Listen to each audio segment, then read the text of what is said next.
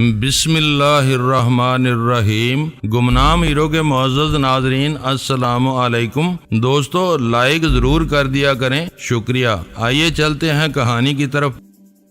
اس کا مقصد تم دونوں کی سمجھ میں آ گیا ہوگا۔ تقریباً آدھے گھنٹے بعد وہ دونوں سونیا شہر کی سڑکوں پر گھوم رہی تھی۔ ایسا لگتا تھا دونوں سگی جڑواں بہنیں ہیں، ایک جیسا قد، ایک جیسی شکل و صورت اور ایک جیسی چال تھی۔ دشمنوں کو ظاہر ہونے میں دیر نہیں لگی۔ بابا صاحب کے ادارے سے آنے والوں نے بڑی کامیاب چال چلی تھی۔ تھوڑی دیر بعد ہی ایک سڑک پر باس بورنیا 2 عدد سونیا کے سامنے پہنچ گیا۔ ایک دم سے اچھل کر بولا، مل گئی۔ شیطان کی پیشن گوئی کے مطابق سونیا مل گئی۔ اس نے جیب سے ریوالور نکال کر 2 ہوائی فائر کیے۔ اس فائرنگ کے ساتھ ہی دونوں سونیا کے اطراف کچھ لوگ جمع ہونے لگے۔ سب بورنیا کے ساتھی تھے۔ دشمن سونیا نے پوچھا، اے پاگل کے بچے، تیرا نام کیا ہے؟ کیا تو شیطان کی اولاد ہے؟ وہ خوش ہو کر بولا، ہاں مجھے بورنیا کہتے ہیں، میں شیطان کی اولاد ہوں، مگر پاگل کا بچہ نہیں ہوں۔ ابھی تم دونوں کو شیطان کے پاس لے جاؤں گا۔ پہلے تو ہمارے پاس سے بخیریت گزر جائے تب شیطان کے پاس پہنچ سکے گا۔ بورنیا نے اپنے آدمیوں کو مخاطب کیا،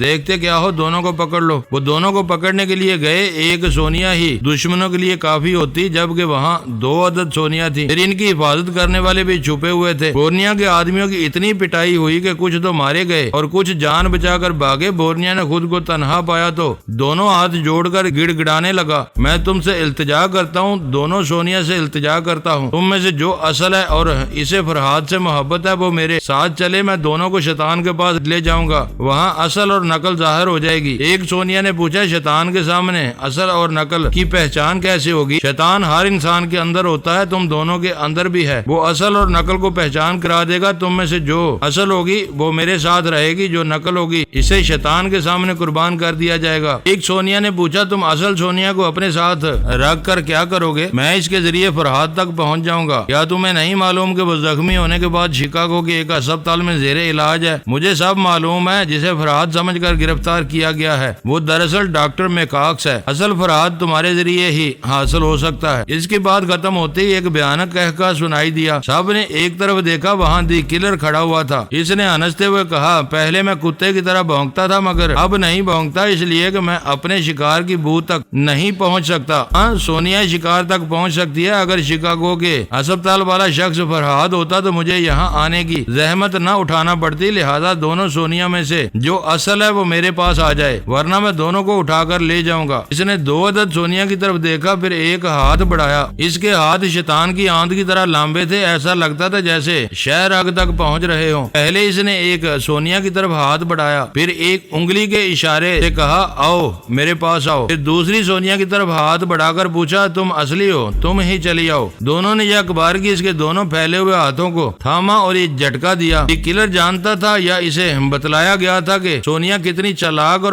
تیز و ترار ہے، وہ پہلے سے محتاط تھا، اس لیے ان کے داؤ میں نہ آ سکا۔ اس نے جواباً دونوں کا ہاتھ پکڑ کر کھینچا، وہ ایک جھٹکے سے آگے بڑھی، اس کے پاس سے گزرتے ہوئے چکراتے ہوئے دور جا کر گر پڑی۔ اس نے مسکراتے ہوئے پھر ان کی طرف ہاتھ بڑھایا اور کہا، جو اصلی ہے وہ آ جائے۔ اس کی بات ختم ہوتے ہی کسی تیسرے نے اس کے ہاتھ کو تھام لیا، پھر اچانک ہی جوڈو کا ایک داؤ استعمال کیا۔ دی کلر سنبھل نہ سکا، آگے بڑھتے ہوئے کلا بازی کھاتے ہوئے دور جا کر چاروں شانے چت ہو گیا۔ وہاں اچھا خاصا مجمع لگ گیا تھا، سب کی زبان بے اختیار واہ واہ کے تعریفی کلمات نکلنے لگے۔ لوگ اس تیسری کو دیکھ رہے تھے، وہ ایک نہایت ہی حسین لڑکی تھی۔ اس نے ایسا چست لباس پہنا ہوا تھا جیسے جمناسٹک کرتب دکھانے آئی ہو۔ پھر اس نے سچ مچ کرتب دکھانے شروع کیے۔ ہپ ہپ کی آواز کے ساتھ اس نے فضا میں اچھل کر الٹی کلا بازی کھائی۔ اس وقت تک دی کلر زمین پر سے اٹھ چکا تھا، گھرا کر اس پر حملہ کرنا چاہتا تھا مگر اسے دیکھتا رہ گیا، کیونکہ اس لڑکی نے پھر ہپ ہپ کرتے ہوئے فضا میں اچھل کر دوبارہ کلا بازی کھائی۔ یہ ایسا کمال تھا کہ سب دیکھتے رہ گئے۔ فضا میں دوبارہ کلا بازی کھانا کوئی معمولی بات نہیں تھی۔ دی کلر نے یہ تماشا دیکھا تو اس کی آنکھوں کے سامنے تارے ناچنے لگے۔ اس لڑکی کی لات اس کے منہ پر پڑی تھی۔ ہپ ہپ وہ پھر دونوں ہاتھوں اور دونوں پیروں کے بال پر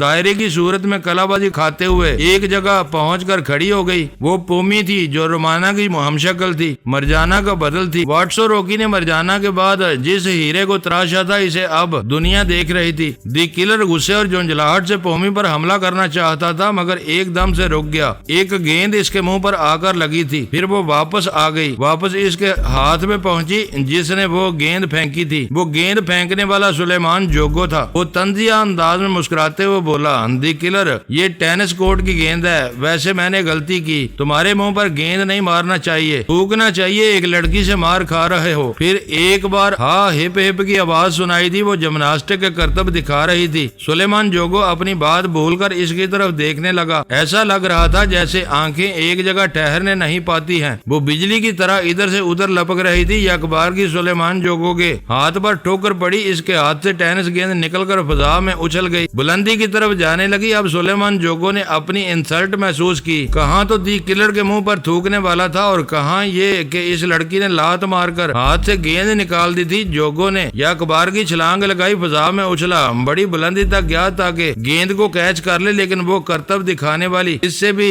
بلندی پر پہنچ چکی تھی، گیند کو کیچ کر کے زمین پر واپس آئی تھی۔ اس کے بعد جوگو نے واپس زمین پر پہنچ کر قدم رکھے مگر سنبھل نہ سکا۔ گیند اس کے منہ پر آ کر لگی تھی اور منہ پر لگتے ہی واپس پومی کے ہاتھ میں پہنچ گئی تھی۔ یہ محض ایک گیند کا کھیل نہیں تھا، اس کھیل کے پیچھے تیزی، تراری اور نفسیاتی حملے کرنے کا مظاہرہ ہو رہا تھا۔ ایک لڑکی دو ناقابل شکست پہاڑ جیسے فائٹروں پر نفسیاتی اثر ڈال رہی تھی، جمناسٹک کے کرتب دکھاتی ہوئی اور گیند کے ذریعے ان پر حملے کرتی ہوئی یہ ثابت کر رہی تھی کہ مقابلہ تو دور کی بات ہے، وہ گیند کی طرح اس لڑکی کو کبھی کیچ نہیں کر سکیں گے۔ سلیمان جوگو نے کہا، لڑکی، میں تمہیں سمجھ گیا، تم میں لڑنے کی صلاحیت نہیں ہے، تم جمناسٹک کے کمالات جانتی ہو، بجلی کی طرح لپکتی ہو، اگر ہاتھ آ جاؤ گی تو گردن مروڑ کر رکھ دوں گا تمہاری۔ اس کی بات ختم ہوتے ہی تالیاں بجانے کی آواز آئی۔ سب نے آواز کی جانب دیکھا، ایک بوڑھا قادور جاپانی تالیاں بجاتا ہوا ان کی طرف آ رہا تھا۔ پھر اس نے کہا، ناچیز کو واٹسو روکی کہتے ہیں، تم جس لڑکی کی گردن مروڑنا چاہتے ہو اسے میں نے تراش خراش کے ہیرا بنایا ہے۔ میں جانتا ہوں تم دونوں پہاڑ ہو، تم سے ٹکرانے والے پاش پاش ہو جاتے ہیں، لیکن سوال یہ پیدا ہوتا ہے کہ خدا نے جو ہمیں طاقتیں اور صلاحیتیں عطا کی ہیں اس کے بل پر ہم آپس میں لڑنا کیوں چاہتے ہیں؟ دی کلر نے گھرا کر کہا، میں سونیا کو حاصل کرنے آیا تھا، یہ لڑکی خواہ مخواہ بیچ میں آ گئی۔ سلیمان جوگو نے کہا، ہمارا اس سے کوئی جھگڑا نہیں تھا، لیکن اس نے ہمارے غضب کو للکارا ہے۔ واٹسو روکی نے کہا، تم دونوں سونیا کو حاصل کرنے آئے تھے، لیکن ان دو عدد سونیا میں سے کون اصل ہے؟ کوئی بھی ہو ہم دونوں کو لے جائیں گے۔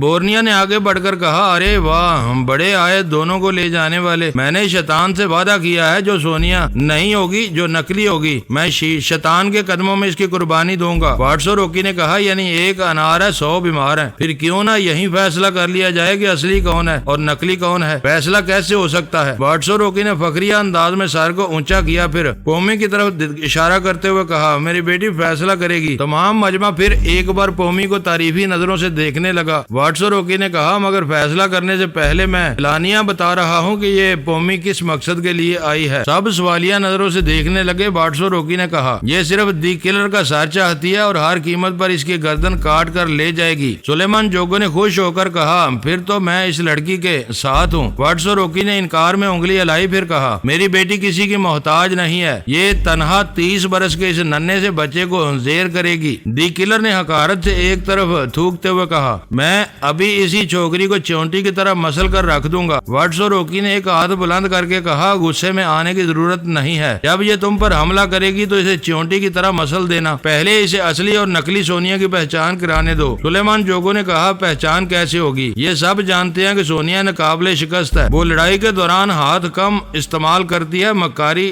زیادہ دکھاتی ہے۔ سونیا کی ہسٹری شیٹ گواہ ہے، آج تک کوئی اس پر غالب نہیں آ سکا، لہذا یہاں جو اصلی سونیا ہے وہ یقیناً پومی پر غالب آئے گی۔ سلیمان جوگو نے کہا، اور اس غالب آنے والی سونیا کو میں لے جاؤں گا۔ واٹسو روکی نے کہا، نہیں، اس کے بعد میرے اور تمہارے درمیان مقابلہ ہوگا، ہم میں سے جو جیتے گا وہ سونیا کا حقدار ہوگا۔ سلیمان جوگو نے ہاتھ بڑھاتے ہوئے کہا، ڈن۔ واٹسو روکی نے اس کے بڑے ہوئے ہاتھ کو دیکھا، پھر مصافحہ کرنے سے انکار کرتے ہوئے کہا، میں صرف لڑائی کے میدان میں مد مقابل سے پہلا اور آخری مصافحہ کرتا ہوں، اس وقت کا انتظار کرو۔ بڑا دلچسپ تماشا ہو رہا تھا، وہاں جمع ہونے والے لوگ ذرا اور پیچھے ہٹ گئے تاکہ 2 عدد سونیا سے پومی کا مقابلہ دیکھ سکیں۔ دی کلر اور سلیمان جوگو نے بھی وقتی طور پر میدان چھوڑ دیا، ایک کنارے کھڑے ہو گئے۔ میدان میں دونوں سونیا آ کر پینترے بدلنے کے لیے تیار تھی۔ پومی آہستہ آہستہ چلتے ہوئے ان سے کچھ فاصلے پر آ کر رک گئی، دونوں کو نظر بھر کے دیکھا، پھر ان دونوں کے سامنے زمین پر گھٹنے ٹیک دیے, اپنے سر کو جھکا لیا, دونوں ہاتھ سینے پر باندھ لیے اور بولی, سونیا ہم سب کے لیے عظیم ہے. میں ایک ناچیز لڑکی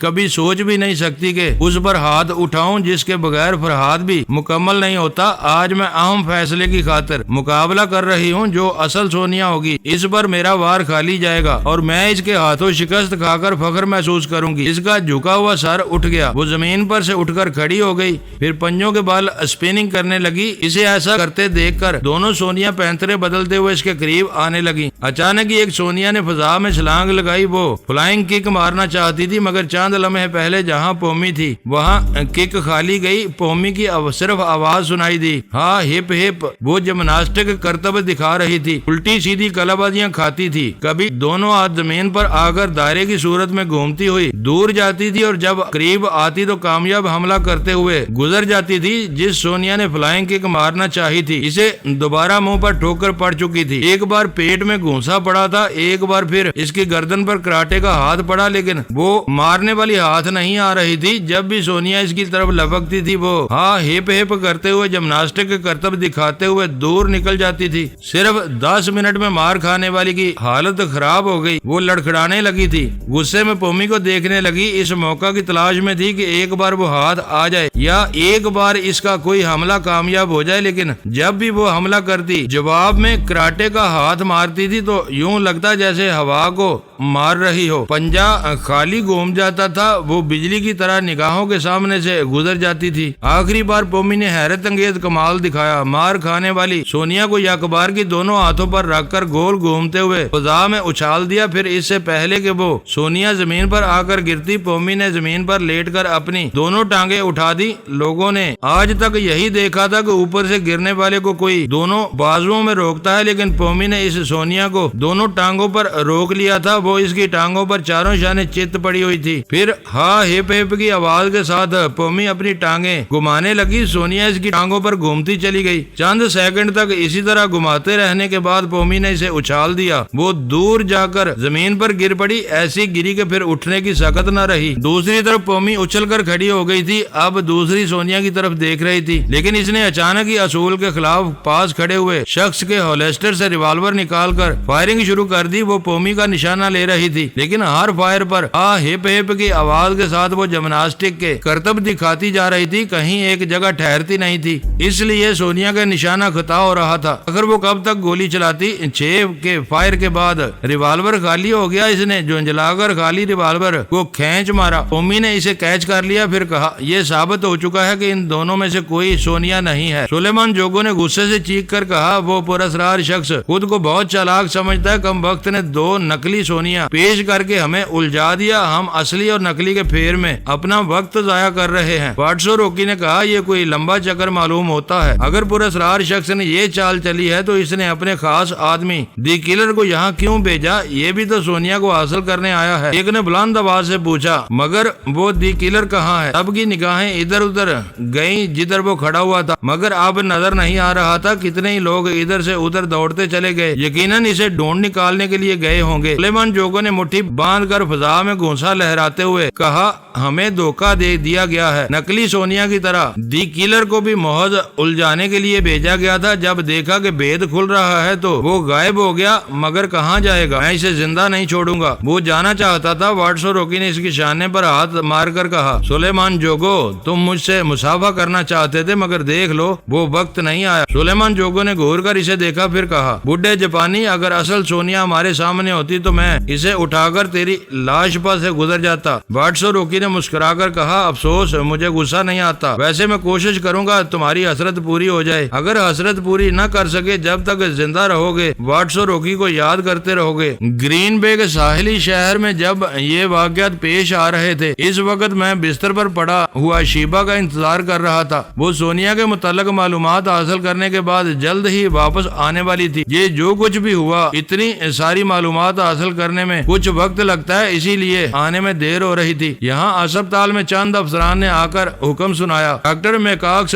تمہارے متعلق ہم نے ہر پہلو سے غور کیا ہے، ہر طرح کا ثبوت فراہم کرنے کی کوشش کی، مگر تم فرحاد ثابت نہیں ہوئے۔ ہم فرحاد سے دشمنی مول لینا نہیں چاہتے، اس لیے تمہیں رہا کیا جا رہا ہے۔ دوسرے افسر نے کہا، تمہارے آدمی اسٹریچر لے کر آ رہے ہیں، وہی تمہیں ایئرپورٹ لے جائیں گے۔ میں نے کہا، ابھی فرحاد صاحب میرے پاس موجود نہیں ہے، جب تک وہ نہیں آئیں گے میں کسی کے ساتھ نہیں جاؤں گا۔ جب تمہارے اپنے آدمی تمہیں لے جانا چاہتے ہیں تو میں نے بات کاٹ کر کہا، میں یہ کیسے معلوم کروں گا کہ جو مجھے لے جانے والے ہیں وہ میرے اپنے آدمی ہیں؟ افسر نے کہا، ہم چاہتے تھے کہ تم جتنی جلدی ہو سکے پہلے جاؤ، اگر اپنی تسلی کرنا چاہتے ہو تو فرحاد صاحب کا انتظار کر لو۔ وہ جانے لگے، اسی وقت شیبا نے مجھے مخاطب کیا۔ میں نے کہا، ٹھہریے، فرحاد صاحب پہنچ گئے ہیں، ذرا ایک منٹ۔ شیبا نے پوچھا، کیا بات ہے؟ میں نے افسران کو سنانے کے لیے شیبا سے کہا، فرحاد صاحب، یہ افسران میری رہائی کا حکم لے کر آئے ہیں، کچھ لوگ مجھے یہاں سے لے جانا چاہتے ہیں، میں چاہتا ہوں آپ ان لوگوں کے دماغوں میں پہنچ کر اطمینان کر لیں۔ میں ایسا ہی کروں گی، ان سے کہو ہمارے آدمیوں کو بھیج دیا جائے۔ پھر شیبا نے خود ہی ایک افسر کے دماغ میں پہنچ کر اس کے ذریعے کہا، میں فرحاد بول رہا ہوں، ہم یہاں اپنے آدمیوں کا انتظار کر رہے ہیں۔ وہ افسران چلے گئے۔ تھوڑی دیر بعد 4 آدمی وہاں پہنچے۔ انہوں نے بتایا کہ وہ بابا صاحب کے ادارے سے تعلق رکھتے ہیں اور جناب شیخ الفارز کے حکم پر یہاں پہنچے ہیں۔ شیبا ان سب کی باتیں سن رہی تھی اور باری باری ان کے دماغوں میں پہنچ کر حقیقت معلوم کر رہی تھی۔ مطمئن ہو کر بولی، یہ سب ہمارے ہی آدمی ہیں۔ میں نے کہا، مجھے یہاں سے ایئرپورٹ لے جایا جائے گا، ہم ایک طیارے میں سفر کریں گے، لہذا طیارے کا جو عملہ ہے تم ان کے دماغوں میں بھی پہنچ کر اطمینان حاصل کرو گی۔ تم یہاں سے چلو، میں ایسا ہی کروں گی، جب تک اطمینان نہیں ہوگا تمہیں طیارے میں سوار نہیں ہونے دوں گی۔ میں بستر پر بیٹھ گیا، آہستہ آہستہ چل کر جا سکتا تھا، لیکن میرے لیے پہیوں والی کرسی لائی گئی، مجھے اس پر بٹھا کر اسپتال سے باہر پہنچایا گیا۔ وہاں ہم سب ایک گاڑی میں سوار ہوئے۔ شیبا نے ڈرائیور کے دماغ میں بھی پہنچ کر اطمینان حاصل کیا۔ راستے میں وہ مجھے 2 نقلی سونیا اور پومی کے مقابلے کے متعلق بتاتی رہی۔ تمام باتیں سننے کے بعد میں نے کہا، تم پچھلی رات سونیا کے دماغ میں گئی تھی، تم نے اس سے جو معلومات حاصل کی اس سے پتہ چل رہا تھا وہ سونیا ہی ہے۔ میں نے تمہیں اس کی پوری ہسٹری سنائی تھی، کس طرح ایک عالیشان محل میں اس کی آنکھیں کھلی تھی اور آئینے کی سطح پر اس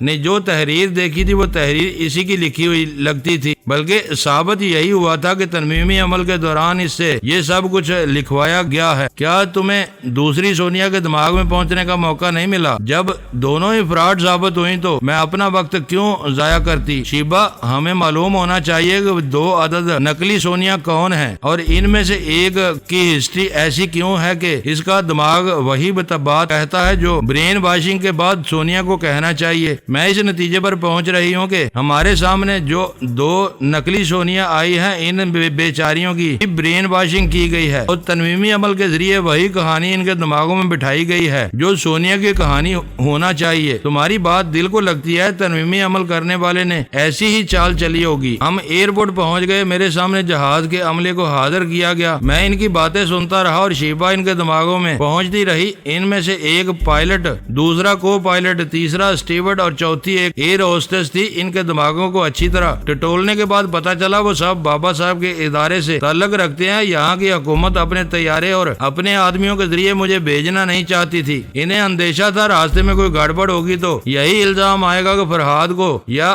فرحاد کے اعلی کار میکاکس کو اسی حکومت کی سازش کے باعث ٹریپ کیا گیا ہے۔ وہ کوئی الزام اپنے سر لینا نہیں چاہتے تھے۔ اس چھوٹے سے طیارے میں ہم 2 مسافر تھے، ایک میں دوسری ڈمی رسونتی یعنی جوزا، جو 4 آدمی مجھے اسپتال سے چھوڑنے آئے تھے وہ واپس چلے گئے تھے کیونکہ طیارے میں ہمارے اپنے آدمی تھے، کوئی اجنبی نہیں تھا۔ طیارے کے پرواز کرنے سے پہلے ایک افسر ہمارے پاس آیا، پھر اس نے کہا، ڈاکٹر میکاکس، ہم راضی خوشی تمہیں رخصت کر رہے ہیں۔ اگر فرحاد صاحب یہاں موجود ہیں تو وہ اتنا کہہ دیں کہ انہیں ہم سے کوئی شکایت نہیں رہی، ہم نے اپنا فرض ادا کر دیا ہے، تم اپنے آدمیوں کے ساتھ یہاں سے جا رہے ہو اور آئندہ ہم سے کسی طرح کی شکایت نہیں ہوگی۔ شیبا نے ایک اسٹیورڈ کے ذریعے کہا، میں فرحاد بول رہا ہوں اور اس بات کا اعتراف کرتا ہوں کہ تم لوگوں نے اپنا فرض ادا کیا ہے، آئندہ تم سے کوئی شکایت نہیں ہوگی۔ وہ آفیسر شکریہ ادا کر کے طیارے سے باہر چلا گیا۔ دروازہ بند کر دیا گیا۔ میں نے شیبا سے کہا، ہم جہاز کے اندر اپنے آدمیوں سے مطمئن ہیں، تم اس آفیسر کے دماغ میں رہو اور خیال رکھو باہر سے کوئی شرارت نہ ہو سکے۔ وہ میری ہدایت کے مطابق آفیسر کے دماغ میں چلی گئی۔ 10 منٹ کے بعد طیارہ رن 92 پر پرواز کرتا ہوا فضا میں بلند ہونے لگا، شیبہ نے میرے پاس آ کر کہا ہمیں اطمینان ہونا چاہیے، ہمارے خلاف کسی قسم کی سازش نہیں کی گئی ہے، تم بہت جلد مطمئن ہو جاتی ہو، ایک بار پھر جہاز کے عملے کو چیک کرو، یہ سب اپنے ہی آدمی ہیں، تم کہتے ہو تو میں چیک کر لیتی ہوں۔ وہ میرے دماغ سے گئی، تھوڑی دیر بعد ہی گھبرا کر واپس آئی، کہنے لگی یہ وہ لوگ نہیں ہیں جن کے دماغوں کو میں نے چیک کیا تھا۔ میں نے سیٹ بیلٹ کو کھولتے ہوئے پوچھا کیا کہہ رہی ہو؟ کیا ان کا دماغ یہ بتا رہا ہے کہ وہ کوئی آدمی نہیں ہے؟ یہاں پائلٹ، کو پائلٹ، اسٹیورڈ سبھی یوگا کے ماہر ہیں، ان میں سے ایک نے مجھے ذرا دیر کے لیے اپنے دماغ میں جگہ دی اور مجھ سے کہا مسٹر فرحات زیادہ چلاک بننے کی کوشش نہ کرنا، ہم نے تمہاری ذرا سی غفلت سے فائدہ اٹھایا ہے، جس وقت تم آفیسر سے مخاطب تھے اس وقت ہم نے تمہارے آدمیوں کو بڑی خاموشی اور صفائی سے اسی طیارے میں ہلاک کر دیا اور ان کی جگہ لے لی ہے۔ میں نے پریشان ہو کر کہا اوہ شیبہ یہ کیا ہو گیا؟ خود پریشان تھی، کہنے لگی شاید یہ اسی وقت ہوا جب میں طیارے کے باہر آفیسر کے دماغ میں پہنچی ہوئی تھی، کچھ بھی ہو دشمنوں نے ہمیں بڑی چالاکی سے ٹریپ کیا ہے۔ اسی وقت ایئر ہوسٹس ایک ٹرے میں مشروبات لے آئی، میں نے کہا شیبہ اس کے دماغ میں پہنچ کر دیکھو۔ تھوڑی دیر بعد شیبہ نے واپس آ کر کہا یہ ہمارے ادارے سے الگ رکھتی ہے، ان مشروبات میں کوئی ضرر رساں دوا نہیں ہے۔ میں نے ایک گلاس اٹھا کر پینا شروع کیا، میرے پاس بیٹھی ہوئی جوزا نے پینے سے انکار کیا اور باتھ روم کی طرف جانے لگی، ایئر ہوسٹس بھی اپنے کیبن کی طرف چلی گئی۔ میں تیزی سے سوچ رہا تھا اب کیا کرنا چاہیے۔ شیبہ نے کہا میں جناب شیخ الفارس کے پاس جا رہی ہوں، انہیں اس واقعے کی اطلاع ہونا چاہیے۔ ٹھیک ہے لیکن تم فوراً واپس آؤ، صرف 2 فکروں میں انہیں موجودہ حالات کے متعلق بتانا اور چلی آنا۔ اس نے یہی کیا، واپس آ کر بولی شیخ الفارس بہت پریشان ہے، یہ نئی مصیبت آ پڑی ہے، پتہ نہیں یہ کون لوگ ہیں جو تمہیں ٹریپ کر کے لے جا رہے ہیں۔ جوزا باتھ روم سے واپس آ کر میرے پاس بیٹھ گئی تھی، پائلٹ کیبن سے اسٹیورڈ نکل کر ہمارے طرف آ رہا تھا، پھر ہمارے قریب پہنچ کر کہنے لگا مسٹر فرحات یا مسٹر میکاکس تم کوئی بھی ہو، ہمارے مہمان ہو، وہ پراسرار شخص تمہاری اصلیت اگلوا نہ سکا مگر ہم معلوم کر کے رہیں گے۔ میں نے پوچھا تم کون لوگ ہو؟ وہ مسکرایا پھر بولا ابھی نہیں بتاؤں گا، پہلے کچن سے ہو کر آتا ہوں، ہمیں کھانے پینے کی چیزوں میں محتاط رہنا ہے۔ یہ کہہ کر وہ کچن کی طرف چلا گیا۔ اس کے بعد پائلٹ کیبن سے کو پائلٹ نکل کر آیا، اس کے ہاتھ میں ریوالور تھا۔ اس نے کہا مسٹر میکاکس اپنے فرحات سے کوئی کہہ دینا، اس کی خیال خوانی اس طیارے میں کام نہیں آئے گی، اگر اس نے کوئی چال چلنے کی کوشش کی تو ہم تمہیں اور تمہاری اس ڈمی رسونتی کو فوراً گولی مار دیں گے۔ میں اٹھ کر کھڑا ہو گیا لیکن میرا سر چکرانے لگا۔ میں نے بڑی مشکل سے کہا اگر تم نے مجھے کسی دوسری جگہ پہنچانے کی کوشش کی تو فرحات تم لوگوں کو زندہ نہیں چھوڑے گا۔ فرحات ان لوگوں کے لیے خطرہ ہے جن کے دماغ کمزور ہوتے ہیں، ہم سب یوگا کے ماہر ہیں۔ کچن کے کیبن کی طرف سے آنے والے اسٹیورڈ نے کہا یہ یقیناً معلوم کرنا چاہے گا کہ ہم کون ہیں اور کس سے تعلق رکھتے ہیں۔ کو پائلٹ نے بڑے فخریہ انداز میں مسکرا کر کہا ماسٹر کی۔ میں زیادہ دیر تک کھڑا نہ رہ سکا، سیٹ پر دب سے بیٹھ گیا، ایک ہاتھ سے سر کو تھام لیا۔ کو پائلٹ نے ہنستے ہوئے کہا بس اتنا ہی دم خم ہے، ماسٹر کی کا نام سن کر چکرا گئے۔ جوزا نے کہا تم لوگ اچھی طرح جانتے ہو میکاکس بری طرح زخمی ہو گیا تھا، اب تک یہ کمزور ہے، فکر نہ کرو، ہم تم لوگوں کا پورا خیال رکھیں گے اور اس بیمار کو اچھی طرح کھانے پینے کے لیے دیں گے۔ کو پائلٹ کیبن میں چلا گیا، ہم تھوڑی دیر تک چپ چاپ بیٹھے رہے۔ شیبہ نے کہا فرحات تمہارے ساتھ کیا ہوتا ہے؟ آسمان سے گرتے ہو، کھجور میں اٹکتے ہو۔ میں نے کہا ابھی تو ہم آسمان میں اڑ رہے ہیں، پتہ نہیں تقدیر ہمیں کس زمین پر پہنچائے گی۔ 15 منٹ بعد اسٹیورڈ ایئر ہوسٹس کے ساتھ کھانے کی ٹرالی لے کر ہمارے قریب سے گزر رہا تھا۔ اس نے ہمیں دیکھ کر مسکراتے ہوئے کہا تم لوگوں کو بھی ملے گا مگر صبر کرو، ہم بڑی دیر سے بھوکے ہیں۔ اس نے پائلٹ کیبن کا دروازہ کھولا، پھر ٹرالی ادھر لے گیا۔ جوزا نے مجھ سے پوچھا کیا تمہیں بھوک لگ رہی ہے؟ میں نے ناگواری سے کہا کیا ایسی حالت میں بھوک لگ سکتی ہے؟ میں اس لیے پوچھ رہی ہوں کہ بیمار اور کمزور ہو۔ اسٹیورڈ پھر ہماری طرف آ گیا تھا، اس نے کہا ہم جانتے ہیں اس طیارے سے تم چھلانگ نہیں لگا سکو گے، تمہیں باندھ کر رکھنا ابھی فضول ہے، تمہارا فرحات ہمارے دماغوں میں پہنچ نہیں سکتا، اتنے اطمینان کے باوجود ہم تمہاری نگرانی کرتے رہیں گے، ہم میں سے کوئی نہ کوئی تمہارے سامنے موجود رہے گا۔ ہم نے سنا ہے کہ فرحات کا دماغ شیطان کا دماغ ہے، پتہ نہیں وہ کس وقت کیا کر گزرے۔ اس کے ہاتھ میں گلاس تھا، وہ ایک گھونٹ شراب پیتا جا رہا تھا، اس کے دوسرے ہاتھ میں ریوالور تھا۔ میں بے بس تھا، ہم بیماری کی وجہ سے دماغ کمزور کمزور ہو گیا تھا، زیادہ سوچنے سے سر دکھنے لگتا تھا۔ پھر میں نے دیکھا میرے سر کے بجائے اسٹیورڈ کا سر دکھنے لگا۔ وہ ایک ہاتھ سے سر تھام کر ہمارے سامنے والی ایک سیٹ پر بیٹھ گیا۔ جوزا نے مجھ سے کہا تمہاری وہ خیال خوانی کرنے والی کیا تمہارے ہی دماغ میں بیٹھی رہے گی؟ خدارا اس سے کہو اسٹیورڈ کے دماغ میں پہنچے۔ میں نے ناگواری سے کہا اس نے صرف ایک پیگ لیا ہے، اس کا دماغ کمزور نہیں ہے، یہ سانس روک لے گا، نہیں روک سکے گا۔ میں نے تعجب سے جوزا کو دیکھا، پھر شیبا سے کہا ذرا اس کے دماغ میں پہنچ کر دیکھو۔ دوسرے لمحے وہ میرے پاس سے گئی، پھر واپس آ کر بولی اس کے دماغ میں جگہ مل رہی ہے، یہ اچانک دماغی طور پر بے حد کمزور ہو گیا ہے۔ میں نے حیرانی سے جوزا کو دیکھا، اس نے مسکرا کر کہا اب اپنی چہیتی سے کہو پائلٹ اور کو پائلٹ کے دماغ میں بھی پہنچے۔ شیبا ادھر بھی گئی، تھوڑی دیر بعد واپس آ کر بولی ان کے دماغ بھی کمزور ہے، میں انہیں ٹریپ کر سکتی ہوں۔ میں نے جوزا کے ہاتھ پر ہاتھ رکھ کر فرتے مسرت سے کہا تم نے کمال کر دیا، اب سمجھ میں آیا تم باتھ روم کی طرف کیوں گئی تھی، تم نے یقیناً شراب میں کچھ ملایا۔ اس نے اپنا ہاتھ کھینچ لیا، پھر کہا شیبا سے کہو پائلٹ کے دماغ میں جائے اور وہاں جم کر بیٹھی رہے، ایسا نہ ہو کہ اس کے کمزور دماغ کی وجہ سے یہ طیارہ تباہ ہو جائے۔ میں نے کہا شیبا پائلٹ کی جگہ سنبھال نہیں سکے گی، مجھے ہی جانا ہوگا، تم کمزور ہو، تم بھی اس کی جگہ نہیں سنبھال سکو گے، میں وہاں جاؤں گی۔ میں نے حیرانی سے پوچھا کیا تم پائلٹ کی جگہ لے سکتی ہو؟ میں کیا نہیں کر سکتی، تمہارے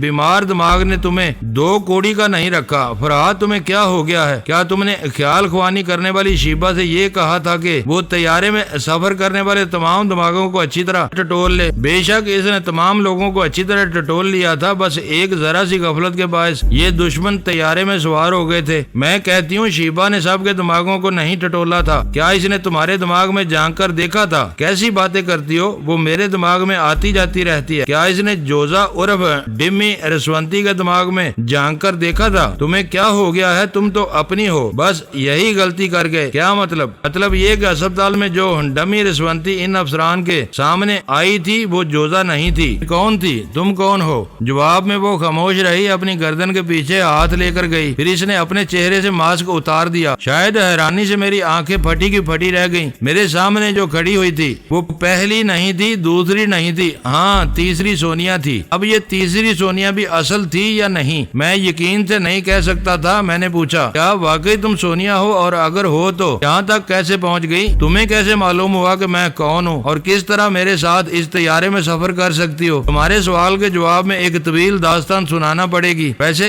ایمان والے کہتے ہیں کہ جو کرتا ہے خدا کرتا ہے، مگر شیطان بھی تماشے خوب کرتا ہے، انسان کو بہکا کر گناہ کے راستے پر لے جاتا ہے۔ شیطان نے اس بار باس بورنیا سے پہلے ہی کہہ دیا تھا کہ تم پر شیطان جال پھینک رہا ہے، تم بہکنے والے نہیں تھے، مگر شیطان تمہیں بہکا کر رسونتی کے پاس لے گیا۔ رسونتی کو تمہارے بچے کی ماں نہیں بننا چاہیے تھا، مگر شیطانی عمل نے بنا دیا۔ دنیا میں کتنے لوگ ہیں جو شیطان سے بچتے ہیں، تم بھی نہ بچ سکے۔ میں نے کہا ٹھیک کہتی ہو، میں خدا کے آگے گناہ گار ہوں، مگر جو مجھ پر کیچڑ اچھالے گا میں اس سے پوچھوں گا کیا تم شیطان کے فریب میں کبھی نہیں آئے؟ اگر نہیں تو انتظار کرو اور محتاط رہو، شیطان کسی لمحے بھی شب خون مارے گا۔ مگر تم شیطان کا ذکر کیوں کر رہی ہو؟ وہ مسکرا کر بولی اس سے میری دوستی ہو گئی ہے، اس نے وعدہ کیا ہے کہ مجھے اپنی خالہ کہے گا۔ یہ کہہ کر اس نے کیبن کا دروازہ کھولا اور دوسری طرف چلی گئی۔ دروازہ بند ہو گیا۔ تھوڑی دیر بعد شیبا میرے دماغ میں آ کر بولی پائلٹ کی جگہ جوزا نے سنبھال لی ہے۔ میں نے پوچھا کیا تم نے جوزا کی صورت دیکھی ہے؟ میں تو